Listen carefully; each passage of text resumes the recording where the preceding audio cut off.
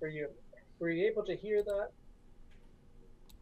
Oh, good Yeah, enough. it was good. Okay, Yeah. that's a very powerful movie from California, but I think it hits to some of the core realities as we walk alongside friends and one another in our Disney fellowship.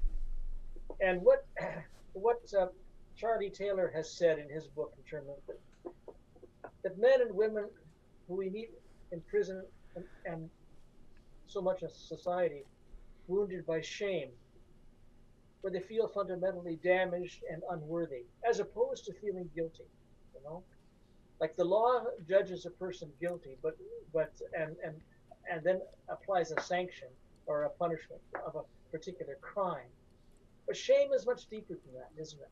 Shame has to do with uh, feeling that we are not worthy to be walking the earth, and that if anyone really knew me, they could never love me.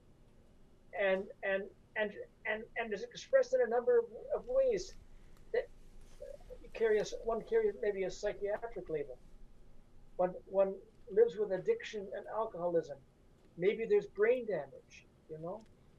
The flaw is that I was hit and so I carry with me an inability to think as clearly as possible. Illiteracy, this history of abuse and trauma, which with the quote from Gabor Mate, particularly the shame of being abandoned.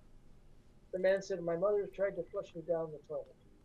I had a young guy tell me in prison, my mother told me that if abortion had been legal, this was a few years ago, I wouldn't be here today.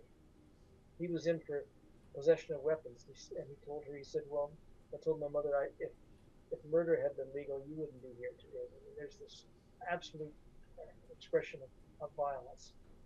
And a fellow, a First Nation man, who told me in my office one day, "I feel like a cockroach in my own country."